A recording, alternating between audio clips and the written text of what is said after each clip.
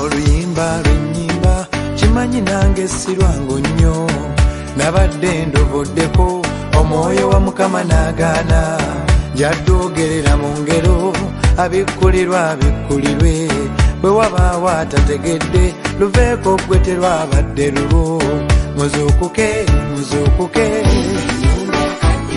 bataata b'eggwanga muzuukuke omusiri guno gwetaaga okukola ngamba mukwate kumbi mukole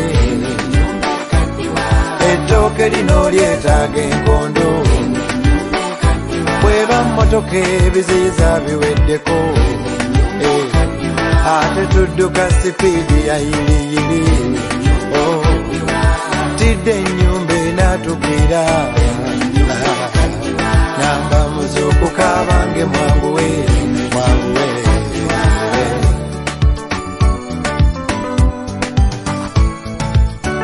kaleediyo twalina kamu fenna ne tweyiwooko leero tulina ziwerako fenna twevumira okwo n'otalanga bya munne bwabiranga assaako ebirala ate nakkaatiriza temugenda newalala muzuukuke muzuukuke bataata b'eggwanga muli kuki ettooke lino lyetaaga enkondo n'emmotoka ebiziyiza biweddeko ate tudduka sipiidi ya yiriyiri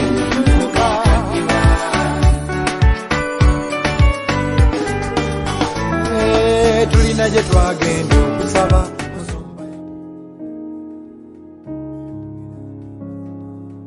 Haleluya. Amayibazibwe nnyo balamusizaako nnyo nate mu linnya erisinga amannya gonna erya Mukama waffe Yesu Kristo omwana wa Katonda oyo abeerera ddala omulamu. Mukama akukuumye atya njagala akkiriza Katonda nti akuumye bulungi era twagala okumwebaza olw'ekisa kye ekingi ekitukuumye ate ekituwambaatidde mu linnya lya Yesu Kristo omwana wa Katonda abeerera ddala omulamu. Osiibye otya olunaku lw'olwaleero? Nzikiriza nkwebaze nti weebalire ddala omulimu ogwo omunene ogw'ettendo gw'okola okulabika nti nno ogenda maaso n'okuwuliriza ate era n'okuyiga.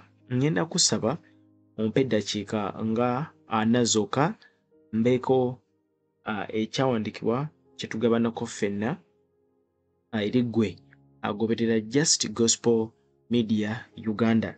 Tetugenda kwogera ku bugembe, tetulina muntu yenna gwe tugenda kwogerako kubanga si kye kigendererwa kyaffe.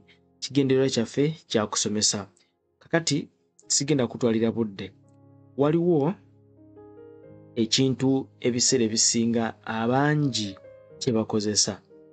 Oba oli awo naawe kennyini wakikozesaako ekigambo ekyo ekiyitibwa jjangu nga bw'oli. Ngenda kuwa eddoboozi lino gye kisinga okuva, si gye kisinga, sonyiwamu, naye kikozeseddwa nnyo ekigambo kino kye ngenda okuwa. Okay, kankikuwe okiwulirize then tumale tukitunulemu ddala kituufu Bayibuli bw'esomesa kubanga kiina gye kiva. Kati gye kiva ne kiwamba ne kiyingira mu kanisa. Mulimu ebigambo ebimu bye tukozesa okugezanga tokomanga kwoyo Katonda gwe yafukako amafuta. Kati oli n'akikozesa oba nawe wali okikozesezaako, naye abakikozesa bakiwamba buwambi. Kirete bwentyo bakiwamba olw'okugoberera ebigendererwa byabwe bo nga bo pasono. Muweereza, nabbi, mutume, kyonna kyali. Kati bw'akola ensobi, eyo ensobi egenda kubikkibwako naye ng'agibikkako akozesa byawandiikibwa. Ebimu ku byawandiikibwa nga tokomanga kwoyo Katonda gwe yafukako amafuta, of which it's very wrong. Bible bwe beesomesa nti tokomanga ku oyo Katonda gwe yafukako amafuta, teyali specific nti tokomanga ku aposo, tokomanga ku mutume, tokomanga ku nabbi. Muleka avuluge, yevuluge mu bisooto, leka akole kazambi yenna, stupid yenna, tomukwatako, tomugambako. Kati abasinga okukozesa ekigambo ekyo bebeekweka ne baleeta entiisa mu bantu, muleme kutya kutunuulira bye bakola, mugende nabyo bugenzi mu maaso nga mubakubira mu ngalo.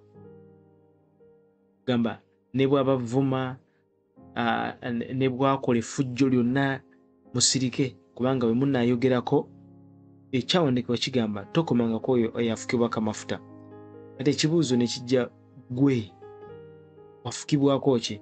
Tugambe nti mu bwakabaka bwa Katonda waliyo abaafukibwako petulooli, waliwo abaafukibwako oyiro, waliwo abaafukibwako butto, kwegamba twagabanyizibwamu. Waliwo abalina amafuta, waliwo abatalina. Kati abo abalina amafuta temubakomangako. Bayibuli bwe tubwesomesa ati mulimu ebyawandikibwa ebimu nga babyeddiza ddala abaweereza. Eyo si gye njagala okulaga. Nina ekintu kye njagala okwogerako, kankikuwe wano mu ddoboozi lya muzeeyi Bugembe ng'ayogera. Mujje Yesu abaagala. Bwe tukola ebivulu mujje, bwe tukola saavisi mujje.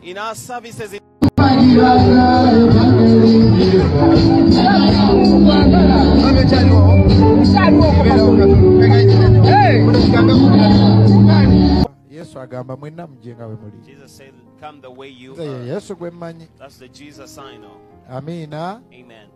Yesu gwe mmanyi agamba buli muntu jangu nga ki? Kati ekigambo ekyo kinjagala okutunuulira. Yesu ddala Bayibuli egamba nti jangu nga bw'oli. Bakiyimbye mu nnyimba, abantu bayimiridde ne bakyogera. Waliwo ebigambo ebyogerwa naye nga tebirina biblical base, ng'omuntu omu yakyogera ne kitambula ne kirya. Kamaffe ebazibwa ennyo, ne kirya naye nga amazima matuufu tekiri bibiliko, nga kirina gye kyava. Tuli ffenna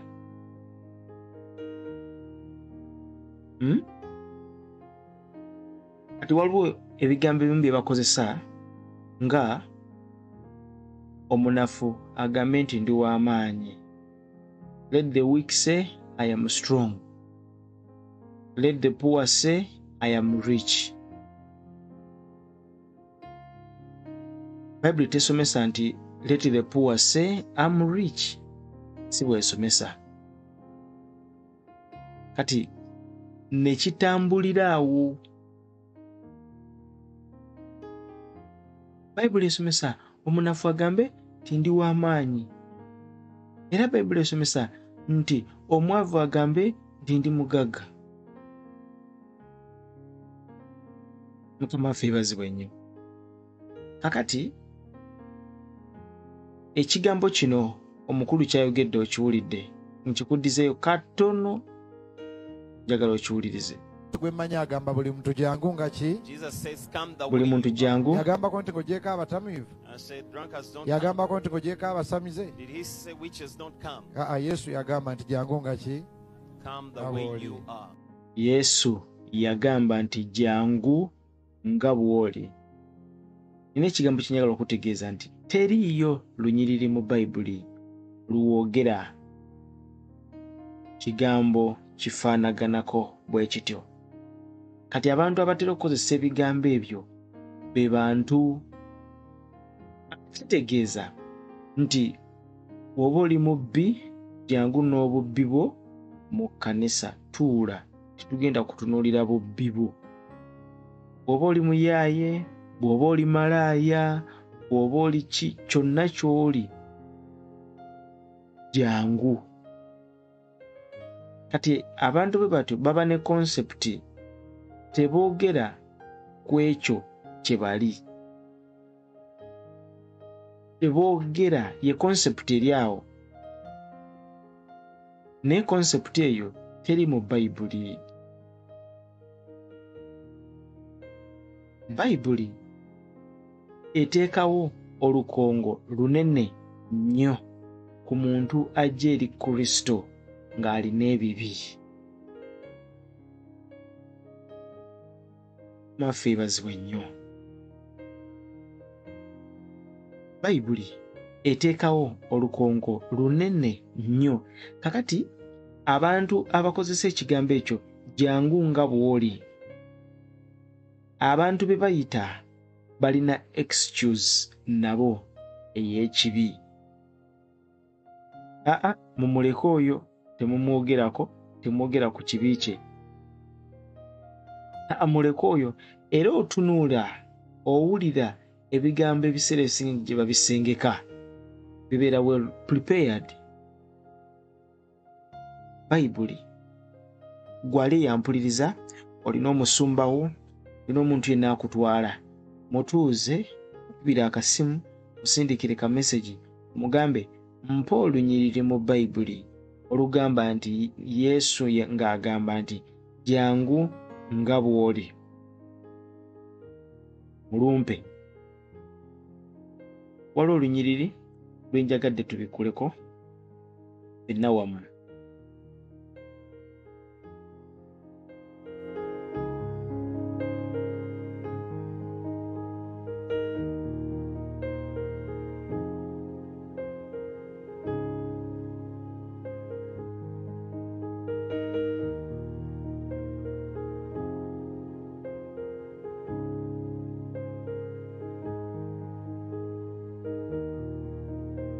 Ndunoonye wano linnya lya Mukama waffe Yesu.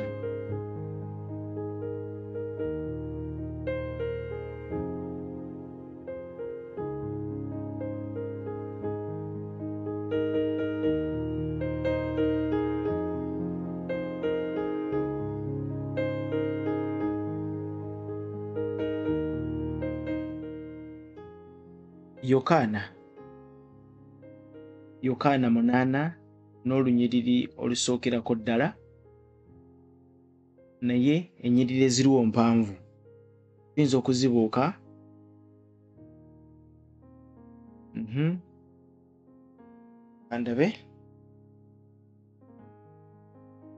Kandabe asooke nkuwa omukulu ono omuwulirize. Waliwo gwe bampeereza nga muntu wa kitiibwa nnyo atudde annyonnyola engeri abasamize gye bajja ne bawamba abalokole abayimba gospel mu nsi yonna, nga muntu alinga ategeera. Mbadde naludde okulaba omuntu ategeera atategeera. Bw'ayogera bw'atyoga nti alina point, very useless. Basebo ne bannyabo. Katonda ne Sitaani ani asinzanga? God and the devil, who has more power? Who has the power?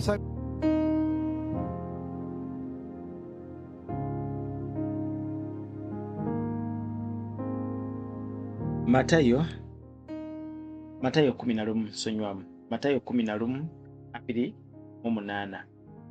Matayo 11:28. Matayo otusewo. Matayo 11:28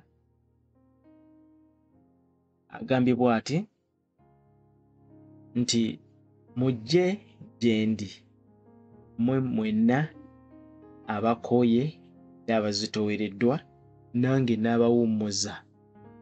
Mwetika ekikoligo kyange muyigire ku nze, kubanga ndi muteefu era omuwombeefu mu mutima, nammwe muliraba ekiwummulo eky'omu mwoyo, eky'omu myoyo gyammwe. Kristo ono yayogera nti kale mujje gye ndi mwenna abakooye era abazitoowereddwa. ye Bayibuli. Konsepti y'olunyiri luno tegamba nti jangu nga bw'oli. Nedda. Konsepti y'olunyiriri tegamba nti jangu nga bw'oli. Nedda.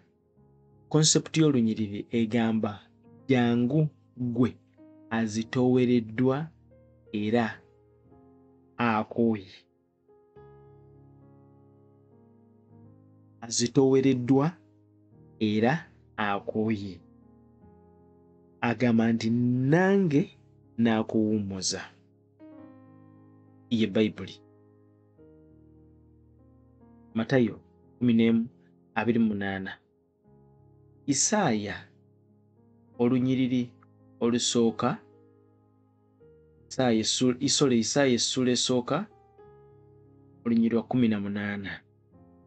Bayibuli etusomesa nti mujje nno tuteese, bw'ayogera Mukama, nti ebibi byammwe ne bwe biba ng'olugoye olumyufu binaaba byeru ng'omuzira, n'ebibi bwakaala ng'ebendera binaaba byeru ng'endiga.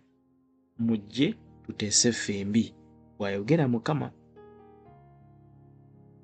nti ebibi byo ne bwe biba bitwakadde. Kati eri mu Matayo 11:28 Mukama waffe Yesu agamba nti gwe jangu nga bw'oli. Nange ngenda kukola ntya? Ngenda kuwummuza, bw'agamba. Ngenda kuwummuza. Tagamba jangu nga bw'oli. Agamba okooye. Jangu. Naye tagamba jangu nga bw'oli. Kati konsepti eno eya jangu nga bw'oli, ekigendererwa kyayo ekiri emabega waakyo kirala. Ngenda kulaga gye kiva. Bayibuli tegamba nti jangu nga bw'oli. Kati bano bagamba jangu nga bw'oli.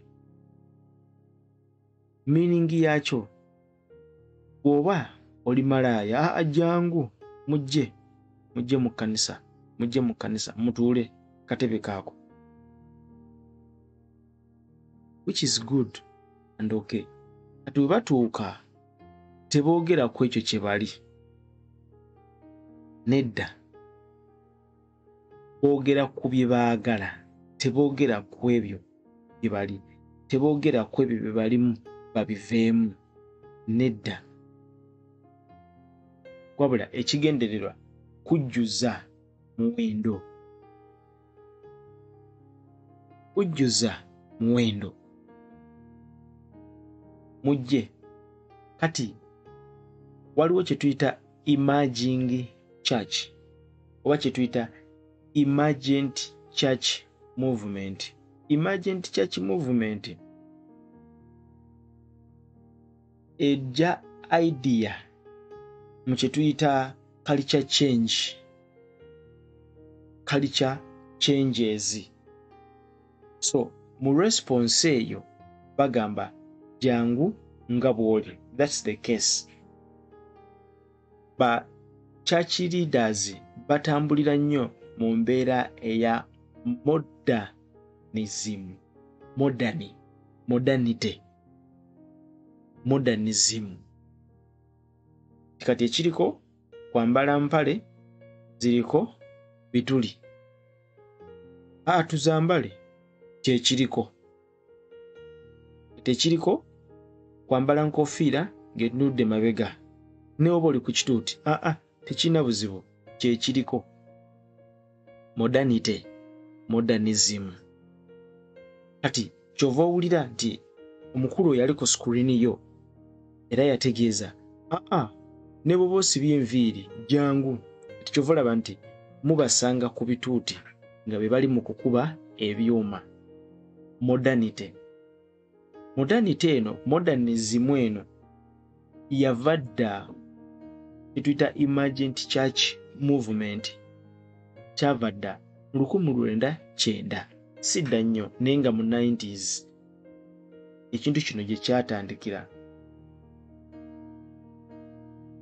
Mukama waffe yeebazibwe nnyo. Naye kyatandika okulabika nti kinyogoza ku sipiidi ekkanisa gyetambuliramu, nga kiyingiza nnyo abantu ab'omu nsi ne bajja mu nsi ne babeeramu ne batabakolako nga bwe balina kukolebwako, naye ne bajjuza omuwendo gw'abantu mu kkanisa.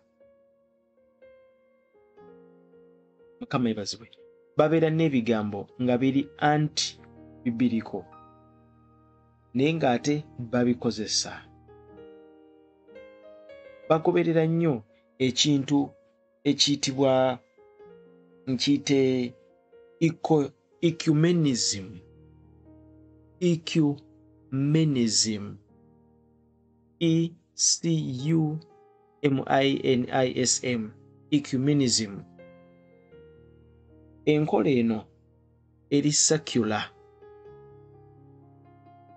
Ekigendererwa kya kupromotinga unity mu makanisa oba mu Christianity church all over the world.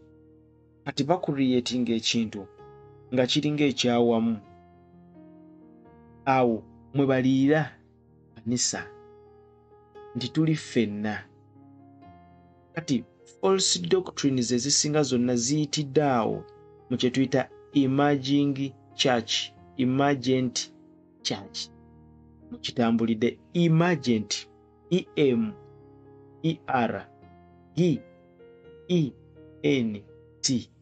emergent. Nkiddemu kispelling EMERGENT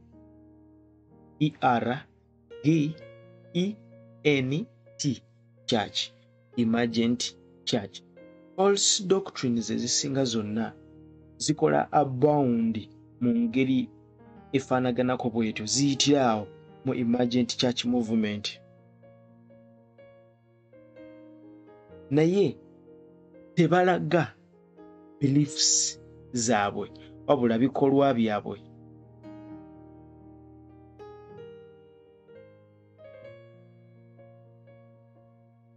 Kama favors we. So gwe ali eyo gw'olina okutwala obuvunaanyizibwa n'okutegeera ekkanisa gy'olimu gy'okuŋŋaanira. Mukama waffe Yesu Kristo ayogera mu Matayo 7:15-2 nti mwegendereze bannabbi ab'obulimba abajja nga bambadde amaliba g'endiga naye nga munda misege. Kati tulina abantu bangi abali mu kye tuyita emergent church movement naye nga bawulikika basawundinga nga be baffe. Abamu be baffe naye nga kino ekintu kibalidde kiri muli munda, kibalira muli munda. Era omuwulira asobola okulwogera nti Yesu agamba jangu nga bw'oli, jangu nga bw'oli.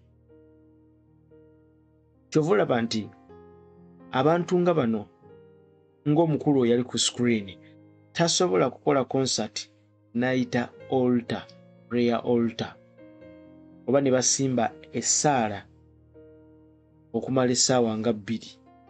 Kisoboka? Ekyo tekisoboka. Kyova olaba nti ba-encouraging abantu nti ne bw'oba oyambadde miniyo jangu mu kkanisa. Yesu agamba jangu nga bw'oli. Ne bw'oba muyaga jangu mu kkanisa. Yesu agamba jangu nga bw'oli. Kyokka oyo bwe butuuka ekiseera eky'ogenda ku mulimu agenda kwambala bulungi. Bwe kituuka ekiseera eky'ogenda ku mukolo gw'okwanjula agenda kwambala bulungi gomesi. Naye ate bwe kituuka okujja mu kkanisa agenda kwambala miniskirt, akateeteeyi ng'akasaze. Gamba muno emergent church eyo gy'ebeereraga. Kyova ojja basanga ku bituuti bambadde zichaini mu bulago zikwekweya, bambadde empale zirimu ebituli. Oli ali bw'ati amumuleke akuba ebyuma, mumuleke mu byuma. Ajja kuwona mpola mpola, ajja kuwona mpola mpola. Waliwo ali yagamba ekkanisa ddwaliro ly'abalwadde, batanalokoka balina okujja mu kkanisa bawonere omwo. Kituufu 100%. Naye kyenjogerako, abantu bano abakozesa jangu nga bw'oli, konsepti si yakwogera ku kibi kyabwe, bo batambulira mu kalica y'embeera y'ensi nga bw'etambula. Banoonya new ways witness the changes ezigenda mu maaso. Waliwo omusono ogw'enviiri ogwazze katugusibe. Tugusiba bw'otyo kubanga lumulokole. Bayibuli esomesa jangu nga bw'oli. Kati batambulira nnyo mu mbeera ey'okukola kye tuyita compromise. Bayutilizinga chance eyo ne bacompromisinga ne truth of the gospel.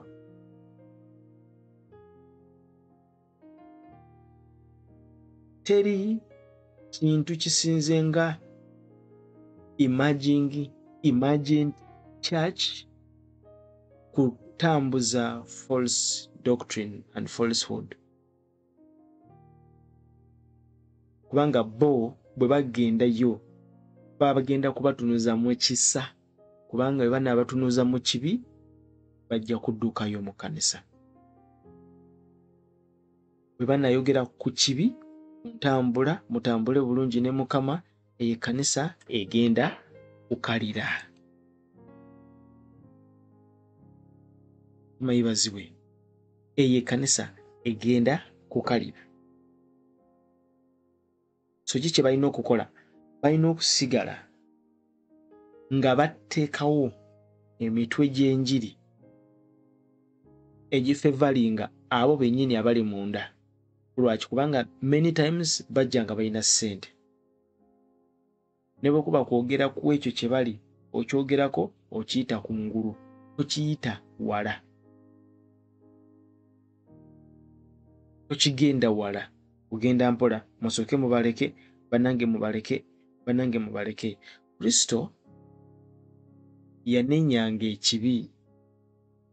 Mujjukira omukyala eyagenda mu maaso ga Kristo ng'alina abasajja bangi, amaliriza amugamba nti osonyiyiddwa kibi kyo, naye toyonoonanga nate.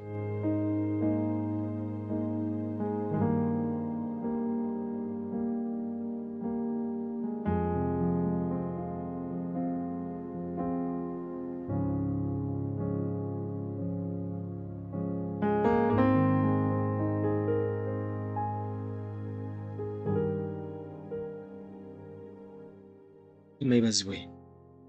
Kakati eri ezo mwe muva kye tuyita emerging church. Era weetunudde weeraga emerging church. It's a movement bassebo ne bannyawo. Batunuulira nnyo religious backgrounds ezo, diversities. Balina expression eyo gye bakola eyo, ne bakukumba abaana b'omu zi university. Amujje nga bwe muli. Kyova olaba nti mu makanisa eyo babeerayo n'abantu, abaana abawala nga bakozesa bawala bannaabwe, abasajja nga bakozesa basajja bannaabwe nga babamanyi naye nga tebasobola bagambako, babawa buwikadde nti mubaleke bajja kuwona kituufu naye nga tebasobola kwogera ku ekyo kye bali kubanga batya bali mu kintu kye bayita the emergent church. Babeera ne zi services eziri corporate worship, corporate church of elites.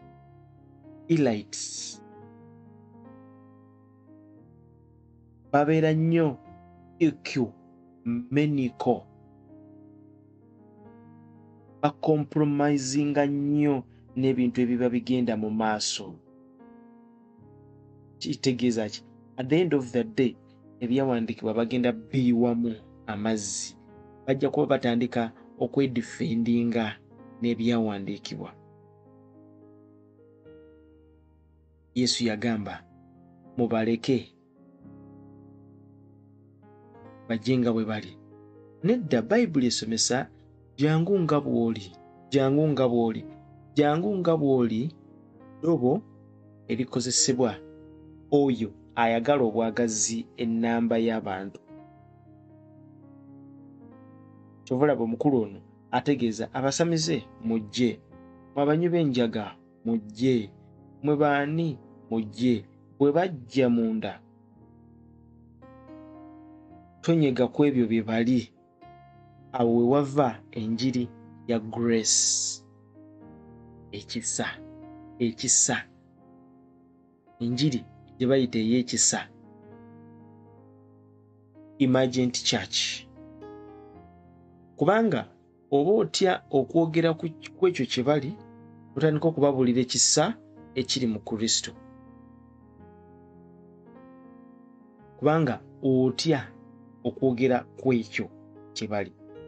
Bw'onaayogera ku ekyo bagenda kukaza, ekkanisa ejja kkalira, tebajja kuddamu, bajja kuvaawo bagende banoonye ewalala.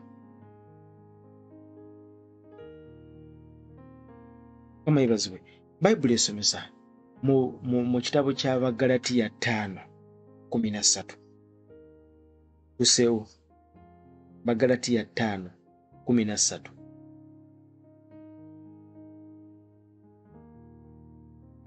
Otuseewo.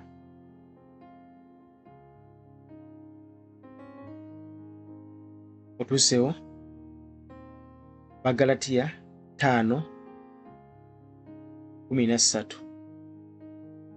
Kubanga mmwe abooluganda mwayitibwa lwa ddembe. Kubanga mmwe abooluganda mwayitibwa lwa ddembe. Naye eddembe lyammwe liremenga okubeera omubiri kwe kuyima. Naye olw'okwagala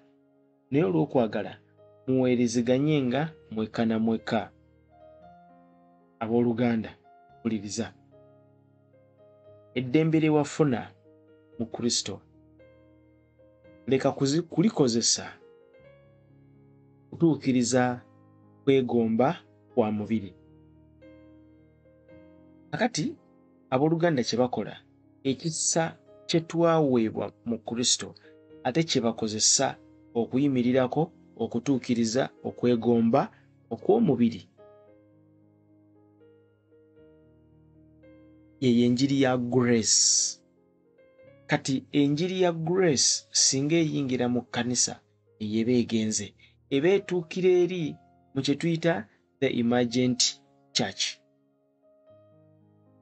Ebireggukira kubanga tegenda kwogera ku kibi, tegala kunyiiza baana, bwe banaabanyiiza bagenda kudduka. Concept eyo eyajjangu nga bw'oli teriimu mu Bayibuli, teriiyo lunyiriri mu Bayibuli nga lugamba nti Yesu n'agamba jangu nga bw'oli. Omanyi Bayibuli esomesa ti jangu nga bw'oli. Teruliyo. Kubanga ne bwe tugamba nti mujje nga bwe muli, tumaliriza tusookera mu byonna kubategeeza nti obutalokoka kibi. mwenenye mulokoke. Enjiri leero, enkya musango. Eyo enjiri. Yesu alokola era awonya. Naye mujje nga bwe muli, mujje ababbi mujje, nammwe abagundi mujje. Eyo si yenjiri. Kyova olaba mbakyalenjinga mumpe abayimbi mu Uganda, abayimba ennyimba za Mukama abaali bakoze konsati ne bakola altar ne bagamba nti kati abantu bangi wano omugezi asimba essaala n'agoba dayimoni n'ayatuza abantu obulokozi. Mumpe ey'omu bwe munaamumpa nja kusanyuka. Mumpe. Kati mu kkanisa abasumba abali mu kubuulira enjiri eya grace bategeka zi conference, naye nga conferences emitwe gya conference tegizimba muntu wa munda, gizimba muntu wa kungulu. Bulamu bwa leero kyovulaba nti tulinamu olwaleero. Waliwo abooluganda bali awo nabo babuulira njiri ya Yesu, naye bo bagamba omwenge nywako ne bw'oyonoona olwaleero enkya ne bw'otaweenenya. Tekyetagisa kwenenya. Ogenda kwenenya ki? Yesu byonna yabikola. Yesu yabikola. Weenenya ki? Awo okusiiba osiibira ki? Bali awo omusingi gwe baliko tebakkiriza musingi gw'abatume, tebakkiriza musingi gwa bannabbi. Ebimu eby'ekkumi tebabikkiriza wadde n'omudde n'ogumu, naye ate okuwaayo bakukkiriza.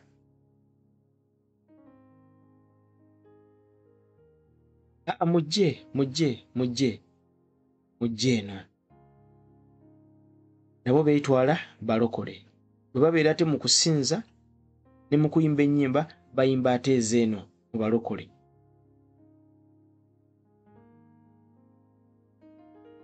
Bamaliriza nti ate Katonda ayogera, naye ate tasobola kwogera mu birooto. Bw'ayogera mu birooto ayogera katono. Katonda tasobola kunenyeza mu kirooto, tekisoboka, akunenyeza mu kigambo kye. Emergent Church be bangi,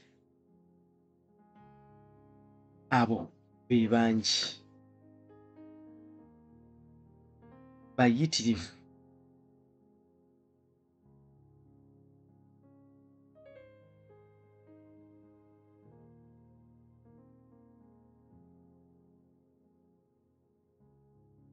We